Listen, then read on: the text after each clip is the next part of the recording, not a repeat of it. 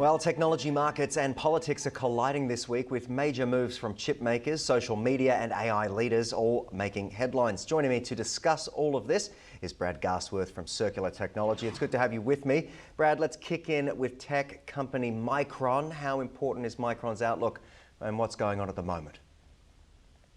Yeah, I think it's important, but Micron always also tends to be conservative with their guide. So I think Micron, when you look at that company and the things they have to say, there's a really positive backdrop for component suppliers, and I think we're coming into a very strong cycle, especially even in memory. So I think it's still setting itself up for some really positive things for the next several quarters. Absolutely. Now, what role does AI play in shaping demand for DRAM and NAND right now? What are we seeing? Yeah, it's a good question, Mike. I mean, if you look at NAND flash and DRAM, the infrastructure builds, it's an important component. If you look at AI inference on the memory side, it certainly requires a good amount of memory. When you build out these infrastructure, you need memory across the board. So certainly it's a big driver, a big growth driver for sure. Could Micron's earnings set the tone for other chip makers this quarter, do you think? There are a lot of people out there looking to stake their claim in this space.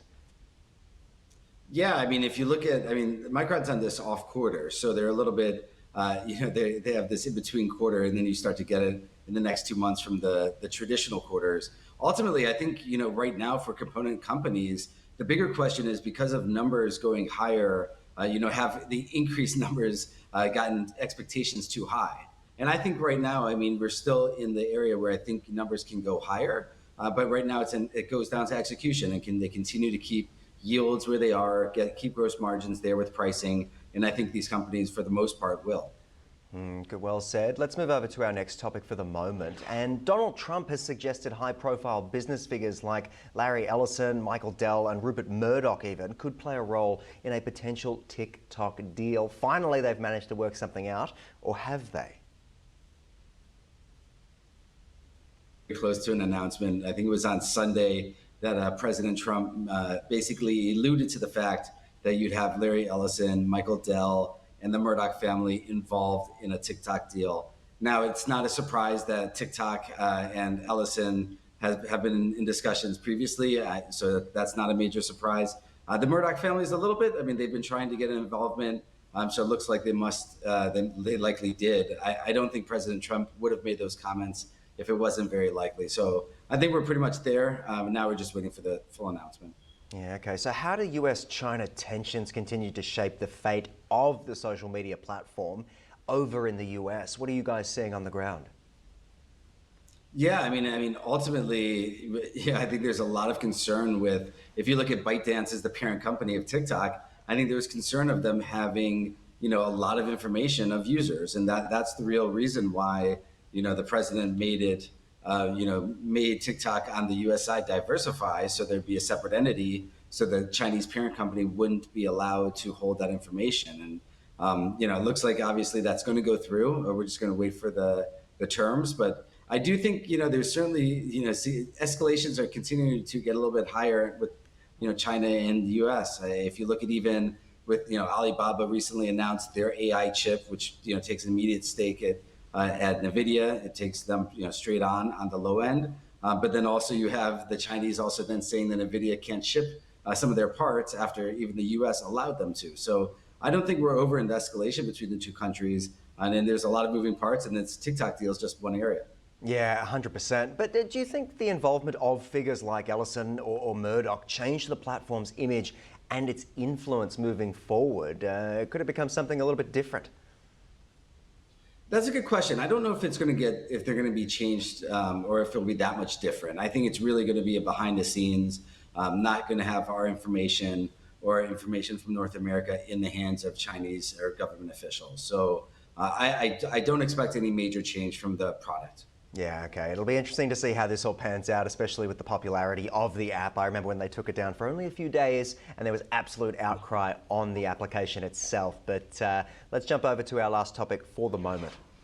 NVIDIA plans to invest up to $100 billion in OpenAI and will provide it with data center chips, creating a strong alliance in the AI sector. Brad, this makes sense.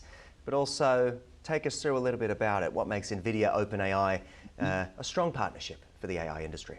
Yeah, I mean, it's a landmark deal, right? Another $100 billion investment being noted. But it's strange, right? Because NVIDIA makes the investment into OpenAI, and then OpenAI comes back and pays NVIDIA for their chips. So, it's basically scratch my back and I'll scratch yours. But I mean, clearly OpenAI wants to secure a whole bunch of GPUs in the future. They certainly are looking at, significant growth to have this another type of deal like this being implemented. And, it's going to start next year. I don't expect to see a stop of these large deal announcements. I think you're going to see more of these in the coming weeks and months.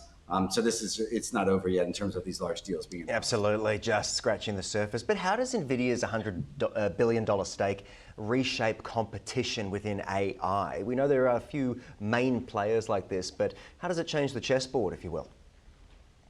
Yeah, I mean, it doesn't really change the chessboard. It more secures NVIDIA of being, the king on the board, right? It just ultimately, shows that their chips are the most important, that they have a significant lead in high-end artificial intelligence chips. And OpenAI and them have this partnership now with this investment from NVIDIA that, they're going to, invest into this infrastructure, but, OpenAI is going to come back and secure a bunch of supply. So, this is mutually beneficial. I do, again, expect more deals, but in terms of changing the landscape, this by itself doesn't change the landscape that much, but it'll be interesting to see further deals if there are anything that's sort of head turners. Of course, and we'll no doubt be keeping an eye on it. But could this partnership deepen concerns about NVIDIA's dominance in the space? There's been discussion about how they're sort of monopolizing the chip space. Yeah, that's a good question, Mike, because I actually do believe that, at some point there's going to be that question of, can you secure and can they be the only lead in this, AI arms race? And right now look, Alibaba just made an announcement, although they're still at a significant node disadvantage. Essentially, their technology is years behind, so they can only get certain power efficiency on their AI chips. So there are competitors out there. There's nobody with the advanced sophistication that NVIDIA has. So yeah, I mean, it's a good question. It's something we'll have to keep our eye out. I don't think the government's going to make any intervention at any time soon. But I mean, right now they really are the main, chip supplier into AI. Yeah, let's talk risks for the moment. What risks do you think OpenAI faces by tying itself so closely to just one chip supplier? They always say, try to diversify. Well, so right now there aren't many competitors in that particular area. So right now they're just like securing their supply. Now, if you peel back that onion across other components that still go into these systems, there are many different manufacturers that make let's say passive components, that make some of the other silicon that is needed when you build out these large data centers. So you got Broadcom, who has significant exposure. You even have the likes. It's really across the board if I look at silicon. So I think that NVIDIA, you have to make a partnership with them because they are the leader. When you go down, there are competitors out there. So it's, we'll see how the landscape sort of opens up post this. But for OpenAI doing it, I think the risk is really not getting the supply they need for the growth of NVIDIA chips. Yeah, well said. How might regulators, though, respond to such a powerful alliance, do you think? There's always someone out there with red tape ready to slap that on there. Yeah, I mean, this is the second large deal. I mean, remember, Oracle just made an announcement as well. So I think this is going to, it'll be interesting to see, when and at what price tag does government officials get involved with these type of investments. I mean, right now you have a $4 trillion company investing $100 billion.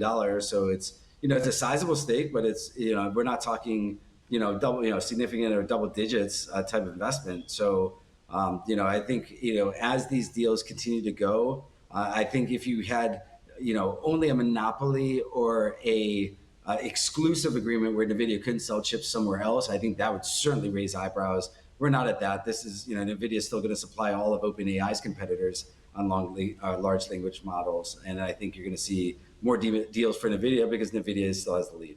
Yeah, absolutely. Well said by you, and what a great rundown. Brad Garstworth, thanks for joining us on the program as always. Look forward to speaking to you again next week. Thanks, Mike. Take care.